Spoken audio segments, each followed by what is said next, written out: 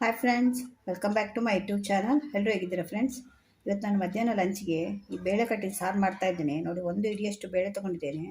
1 ಇಡಿ ಸಾಕು. ಇದು ನೀರಾಗಿ ಮಾಡೋದು ಬೇಳೆ ಕಟ್ಟಿನ ಸಾರು ಅಂತ ಹೇಳ್ತೇವಲ್ಲ ನಾವು, ಅದಿದು ತುಂಬ ಚೆನ್ನಾಗಿರುತ್ತೆ. ಇದು ನಮ್ಮ ಆರೋಗ್ಯಕ್ಕೆ ಕೂಡ ತುಂಬ ಒಳ್ಳೆಯದು. ಯಾಕೆಂದರೆ ಇದಕ್ಕೆ ನಾವು ನೋಡಿ ಅರ್ಧ ಸ್ಪೂನಷ್ಟು ನಾನು ಕರಿಮೆಣಸು ತೊಗೊಂಡಿದ್ದೇನೆ, ಪೆಪ್ಪರನ್ನು, ಮತ್ತು 3 ಹಸಿಮೆಣಸಿನ್ಕಾಯಿ, ಮತ್ತೊಂದು ಚಿಕ್ಕ ಪೀಸು ಶುಂಠಿ, ಮತ್ತೊಂದು ಸ್ವಲ್ಪ ಕೊತ್ತಂಬರಿ ಸೊಪ್ಪು, ಮತ್ತೊಂದು ಸ್ವಲ್ಪ ಹುಳಿ ಇದಕ್ಕೆ ಹಾಕಲಿಕ್ಕೆ, ಮತ್ತೊಂದು ಸ್ಪೂನಷ್ಟು ಲಿಂಬೆಹಣ್ಣು ರಸ, ಮತ್ತು 1 ಟೊಮೆಟೊ ತೊಗೊಂಡಿದ್ದೇನೆ. ಇದು ನಮ್ಮ ಆರೋಗ್ಯಕ್ಕೆ ತುಂಬ ಒಳ್ಳೆಯದು. ಯಾಕೆಂದರೆ ಇದು ನಿಮಗೆ ಜ್ವರ ಬಂದು ಬಾಯಿ ರುಚಿಯೆಲ್ಲ ಹೋದಾಗ ಆ ಟೈಮಲ್ಲೆಲ್ಲ ತುಂಬ ಒಳ್ಳೆಯದಾಗುತ್ತೆ ಇದನ್ನು ಮಾಡಿಕೊಂಡ್ರೆ. ಮತ್ತು ಇನ್ನೊಂದು ಏನು ಅಂದರೆ, ಈ ಪೆಪ್ಪರು, ಈ ಶುಂಠಿ ಎಲ್ಲ ಹಾಕೋದ್ರಿಂದ ನಿಮಗೆ ಡೈಜೆಷನ್ ಕೂಡ ಒಳ್ಳೆಯದಾಗುತ್ತೆ. ಮತ್ತು ಜೀರಿಗೆ ಎಲ್ಲ ಯೂಸ್ ಮಾಡ್ತೇವೆ, ಅದು ಒಗ್ಗರಣೆ ಮಾಡುವಾಗ ಜೀರಿಗೆ ಎಲ್ಲ ಹಾಕ್ತೇನೆ. ಇವಾಗ ಮೊದಲು ಏನು ಮಾಡಬೇಕು ಅಂದರೆ, ಈ ಬೇಳೆ ಬೇಯಿಸ್ಕೊಳ್ಬೇಕು. ಬೇಳೆ ಮತ್ತು ಟೊಮೆಟೊನ ಒಟ್ಟಿಗೆ ಹಾಕಿ ಕುಕ್ಕರಲ್ಲಿ ಬೇಯಿಸ್ಕೊಳ್ತೇನೆ. ಇದು ಒಂದು ಸ್ವಲ್ಪನೇ ಇದೆ, ಡೈರೆಕ್ಟ್ ಹಾಗೆ ಬೇಯಿಸ್ಕೊಳ್ಬೋದು. ಆದರೆ ಏನಂದರೆ, ಡೈರೆಕ್ಟ್ ಬೇಯಲಿಕ್ಕೆ ತುಂಬ ಟೈಮ್ ತಗೊಳುತ್ತೆ. ಬೇಳೆ ಒಂದು ಅರ್ಧ ಗಂಟೆ ಆದರೂ ಹಿಡಿಯುತ್ತೆ ಬೇಳೆ ಬೇಯಲಿಕ್ಕೆ. ನಾನು ನೆನೆಸಿಟ್ಟಿದ್ದೇನೆ ನೋಡಿ ಬೇಳೆ.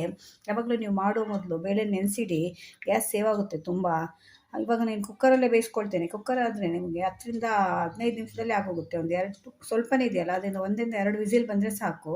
ಇವಾಗ ಟೊಮೆಟೊ ಮತ್ತು ಬೇಳೆನ ಬೇಯಿಸ್ಕೊಂಡು ಬಂದು ಆಮೇಲೆ ತೋರಿಸ್ತೇನೆ ನಿಮಗೆ. ನೋಡಿ, ಬೇಳೆ ಕಟ್ಟಿ ಸಾರಿಗೆ ಬೇಳೆ ಬೆಂದಿದೆ ನೋಡಿ, ಎಷ್ಟು ಚೆನ್ನಾಗಿ ಮಾಡಿ ಬಂದಿದೆ. 2-3 ವಿಸಿಲ್ ಬಂತು ಅಷ್ಟೇ, ಒಂದು 15 ನಿಮಿಷದಲ್ಲಿ ಆಗಿದೆ. ಈ ಟೊಮೆಟೊ ಕೂಡ ಆಗಿದೆ. ಚೆನ್ನಾಗಿ ಮ್ಯಾಶ್ ಮಾಡ್ಕೊಳ್ಬೇಕು ಇದರಲ್ಲಿ. ಈ ರೀತಿ ಮ್ಯಾಶ್ ಮಾಡಿಕೊಂಡ್ರೆ ಆಯಿತು. ಮತ್ತೆ ತೆಗೆದು ಕೈಯಲ್ಲಿ ಏನು ಮಾಡಬೇಕು ಅಂತಿಲ್ಲ, ಇದರಲ್ಲೇ ಚೆನ್ನಾಗಿ ಮಾಡಿ ನಿಮಗೆ ಎಷ್ಟು ನೀರು ಬೇಕೋ ಅಷ್ಟು ನೀರು ಹಾಕ್ಕೊಳ್ಬೇಕು ಇದಕ್ಕೆ. ಇದು ಸಾರಾದ್ರಿಂದ ನಿಮಗೆ ಇದು ಎಷ್ಟು ನೀರು ಬೇಕು ಅಷ್ಟು ಅದಕ್ಕೆ ನೀರು ಹಾಕ್ಕೊಂಡ್ರೆ ಆಯಿತು. ನಾನು ಇಷ್ಟು ನೀರು ಮಾಡ್ಕೊಳ್ತಾ ಇದ್ದೇನೆ. ಇವಾಗ ಇಷ್ಟು ನೀರು ಆದಮೇಲೆ ಇವಾಗ ಇದನ್ನು ಕುದಿಲಿಕ್ಕೆ ಇಡ್ತೇನೆ. ಇವಾಗ ನೋಡಿ, ನಮಗೆ ಎಷ್ಟು ನೀರು ಬೇಕೋ ಅಷ್ಟು ನೀರು ಹಾಕ್ಕೊಂಡಿದ್ದೇನೆ ನೋಡಿ. ಟೊಮೆಟೊ ಕೂಡ ಮ್ಯಾಶ್ ಮಾಡಿ ಅದಕ್ಕೆ ಹಾಕಿದ್ದೇನೆ. ಇದು ಬೇಳೆ ಕಟ್ಟು ಸಾರಾದ್ರಿಂದ ನಿಮಗೆ ನೀರಲ್ಲಿರಬೇಕು. ಆ್ಯಕ್ಚುಲಿ ಏನು ಮಾಡ್ತಾರೆ ಅಂದರೆ, ಇವಾಗ ಒಬ್ಬಟ್ಟೆಲ್ಲ ಮಾಡುವಾಗ ಬೇಳೆ ಇರುತ್ತಲ್ಲ, ತೊಗರಿಬೇಳೆ, ಅದರ ನೀರಲ್ಲಿ ಕೂಡ ಮಾಡ್ತಾರೆ. ಆದರೆ ನನಗೆ ಸ್ವಲ್ಪ ನಾನು ಬೇಳೆ ಹಾಕ್ಕೊಂಡಿದ್ದೇನೆ, ತುಂಬ ನೀರಾಗುತ್ತೆ ಅಂತೇಳಿ 1 ಇಡಿಯಷ್ಟು ಬೇಳೆ ಹಾಕಿದ್ದೇನೆ. ಅದಕ್ಕೆ ನೀವು ನೀರು ಮಾಡಿಕೊಂಡ್ರೆ ಆಯಿತು. ಇದು ತುಂಬ ಚೆನ್ನಾಗಿರುತ್ತೆ. ನಿಮಗೆ ಡೈಜೆಷನ್ ಎಲ್ಲ ಅಂತ ಹೇಳುವವರು ಸಾರು ಮಾಡ್ಕೊಂಡು ಊಟ ಮಾಡಿದರೆ ಡೈಜೆಷನ್ ಚೆನ್ನಾಗಾಗುತ್ತೆ. ಆವಾಗ ಒಂದು ಸ್ವಲ್ಪ ಹಾಕಿದ್ದೆ ನಾನು ಅರಿಶಿನ ಬೇಳೆ ಬೇಯುವಾಗ. ಇವಾಗ ಒಂದು ಸ್ವಲ್ಪ ಹಾಕ್ತಾಯಿದ್ದೇನೆ. ಮತ್ತು ಖಾರಕ್ಕೆ 2-3 ಹಸಿಮೆಣಸಿನ್ಕಾಯಿ ಹಾಕ್ತಾಯಿದ್ದೇನೆ. ಮತ್ತೊಂದು ಸ್ವಲ್ಪ ಕೊತ್ತಂಬರಿ ಸೊಪ್ಪು ಹಾಕ್ತಾಯಿದ್ದೇನೆ. ಮತ್ತೊಂದು ಸ್ವಲ್ಪ ಕರಿಬೇವು. ಇದೆಲ್ಲ ಹಾಕಿ ಒಂದ್ಸಲ ಚೆನ್ನಾಗಿ ಮಿಕ್ಸ್ ಮಾಡಬೇಕು. ಇವಾಗ ಇದೆಲ್ಲ ಒಂದ್ಸಲ ಮಿಕ್ಸ್ ಆದಮೇಲೆ ಇದಕ್ಕೆ ಸ್ವಲ್ಪ 1 ಪೀಸ್ ಶುಂಠಿ ಕಟ್ ಮಾಡಿ ಇಟ್ಕೊಂಡಿದ್ದೇನೆ, ಅದನ್ನು ಕೂಡ ಹಾಕ್ತಾಯಿದ್ದೇನೆ. ನೋಡಿ, ಇದೆಲ್ಲ ಶುಂಠಿ ನಮಗೆ ಇದೆಲ್ಲ ಹಾಕೋದ್ರಿಂದ ಡೈಜೆಷನ್ ತುಂಬ ಒಳ್ಳೆಯದು.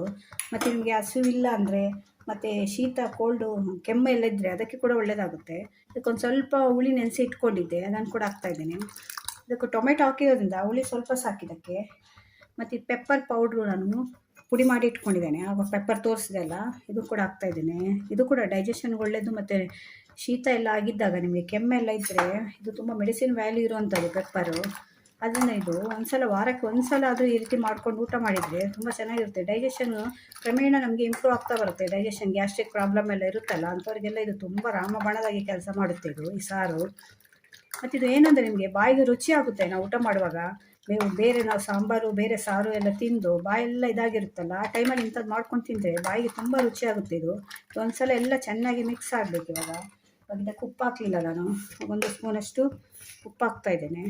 ಇದು ಪುಡಿ ಉಪ್ಪು ಹಾಕ್ತಾಯಿದ್ದೇನೆ, ಅದರಿಂದ 1.5 ಸ್ಪೂನ್ ಹಾಕ್ತಾಯಿದ್ದೇನೆ. ಇದೇನಂದರೆ, ಚೆನ್ನಾಗಿ ಕುದಿ ಬರಬೇಕು ನಿಮಗೆ. ಇದು ಬೇಳೆ ಕಟ್ಟಿನ ಸಾರು ಯಾವಾಗಲೂ ನಿಮಗೆ ಕುದಿ ಬಂದಷ್ಟು ರುಚಿ ಜಾಸ್ತಿ. ಎಷ್ಟು ಕುದಿ ಬರುತ್ತೆ ನೋಡಿ, ಅಷ್ಟು ಒಳ್ಳೆಯದು. ಇದು ಕುದಿ ಬಂದು ಲಾಸ್ಟಲ್ಲಿ ಆಫ್ ಮಾಡುವಾಗ ನಾವು ಅದಕ್ಕೊಂದು ಸ್ವಲ್ಪ ನಿಂಬೆಹಣ್ಣಿನ ರಸ ಹಾಕಬೇಕು. ಇವಾಗ ಚೆನ್ನಾಗಿ ಇದು ಕುದಿ ಬರಲಿ, ಮುಚ್ಚಿಡ್ತೇನೆ ನೋಡಿ. ಇವಾಗ ಇದು ಚೆನ್ನಾಗಿ ಕುದೀತಾ ಇದೆ. ಇದಕ್ಕೊಂದು ಸ್ವಲ್ಪ ನಾನು ನೀರಲ್ಲಿ ಕಲಸಿ ಹಾಕ್ತಾಯಿದ್ದೀನಿ. ಇದು ಮುದ್ದೆ ಹಿಂಗು, ಅದರಿಂದ ನೀರಲ್ಲಿ ಕಲಸಿ ಹಾಕ್ತಾಯಿದ್ದೀನಿ. ಕೊನೆಯಲ್ಲಿ ಮತ್ತೊಂದು ಚೂರು ಕೊತ್ತಂಬರಿ ಸೊಪ್ಪು ಹಾಕಿ ಆಫ್ ಮಾಡ್ತಾಯಿದ್ದೇನೆ. ಇವಾಗ ಇದು ಆಫ್ ಮಾಡಿದ ಮೇಲೆ ಇದಕ್ಕೊಂದು ಸ್ವಲ್ಪ ನಿಂಬೆಹಣ್ಣಿನ ರಸ ಹಾಕ್ತಾಯಿದ್ದೆ ನಾನು. ಒಂದು ಅರ್ಧ ಸ್ಪೂನ್ದಿಂದ 1 ಸ್ಪೂನ್ ಹಾಕಿದರೆ ಸಾಕು ನಿಮಗೆ. ಈಗ ಜಾಸ್ತಿ ಹುಳಿ ಆಗುತ್ತೆ, ಯಾಕೆಂದರೆ ಹುಣಸೆ ಹುಳಿ ಕೂಡ ಹಾಕಿದ್ದೇವಲ್ಲ. ಇದು ನೀವು ಗ್ಯಾಸ್ ಆನ್ ಇಟ್ಕೊಂಡಾಗ ನಿಂಬೆಹಣ್ಣು ರಸ ಹಾಕಬಾರ್ದು. ನಿಂಬೆಹಣ್ಣು ರಸ ಹಾಕಿದ ಮೇಲೆ ಕುದಿಸಿದರೆ ಅದೊಂಥರ ಸ್ಮೆಲ್ ಬರಲಿಕ್ಕೆ ಶುರುವಾಗುತ್ತೆ. ರುಚಿ ಕೂಡ ಒಂಥರ ಟೇಸ್ಟ್ ಕೂಡ ಚೇಂಜ್ ಆಗುತ್ತೆ. ಅದನ್ನು ಇದು ಆಫ್ ಮಾಡಿ ಹಾಕಿ ಚೆನ್ನಾಗಿ ಇದನ್ನು ಮಿಕ್ಸ್ ಮಾಡಬೇಕು. ಇವಾಗ ಬೇಳೆ ಕಟ್ಟಿನ ಸಾರು ರೆಡಿಯಾಗಿದೆ. ಇವಾಗ ಇದಕ್ಕೊಂದು ತುಪ್ಪದಲ್ಲಿ ಒಗ್ಗರಣೆ ಕೊಡಬೇಕು. ಇವಾಗ ಒಗ್ಗರಣೆಗೆ 1 ಸ್ಪೂನಷ್ಟು ನಾನು ತುಪ್ಪ ಇಟ್ಟಿದ್ದೇನೆ. ಇದಕ್ಕೆ ತುಪ್ಪದಲ್ಲಿ ಒಗ್ಗರಣೆ ಹಾಕಬೇಕು, ಚೆನ್ನಾಗಿರುತ್ತೆ. ಫ್ಲೇವರ್ ಕೂಡ ಚೆನ್ನಾಗಿರುತ್ತೆ, ರುಚಿ ಕೂಡ ಚೆನ್ನಾಗಿರುತ್ತೆ. ಇಲ್ಲಾಂದರೆ ನೀವು ಎಣ್ಣೆಯಲ್ಲಿ ಕೂಡ ಹಾಕ್ಕೊಳ್ಬೋದು. ಇದಕ್ಕೊಂದು ಅರ್ಧ ಸ್ಪೂನಷ್ಟು ಇವಾಗ ಸಾಸಿವೆ ಹಾಕ್ತಾಯಿದ್ದೀನಿ. ಮತ್ತು ಇದಕ್ಕೆ 1 ಸ್ಪೂನಷ್ಟು ಜೀರಿಗೆ. ಇದಕ್ಕೆ ಜೀರಿಗೆ ಜಾಸ್ತಿ ಬೇಕು ಒಗ್ಗರಣೆಗೆ. ಇದಕ್ಕೆ ಜೀರಿಗೆ ಸ್ವಲ್ಪ ಜಾಸ್ತಿ ಹಾಕಿ 1 ಸ್ಪೂನ್ ಹಾಕಿ, ಮತ್ತು ಒಂದು ಸ್ವಲ್ಪ ಕರಿಬೇವು. ಇಷ್ಟು ಹಾಕಿ ಒಗ್ಗರಣೆ ಮಾಡಿಕೊಂಡ್ರೆ ಆಯಿತು.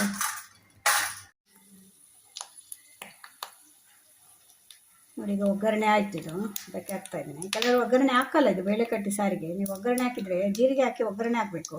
ಜೀರಿಗೆ ಕೂಡ ನಮಗೆ ಡೈಜೆಷನ್ಗೆ ತುಂಬ ಒಳ್ಳೆಯದಲ್ವ, ಜೀರ್ಣ ಎಲ್ಲ ಮಾಡಲಿಕ್ಕೆ. ಅದರಿಂದ ಒಂದು ಸ್ವಲ್ಪ ಜೀರಿಗೆ ಹಾಕಿ ತುಪ್ಪದಲ್ಲಿ ಒಗ್ಗರಣೆ ಕೊಟ್ಟರೆ ತುಂಬ ಚೆನ್ನಾಗಿರುತ್ತೆ ಸಾರು.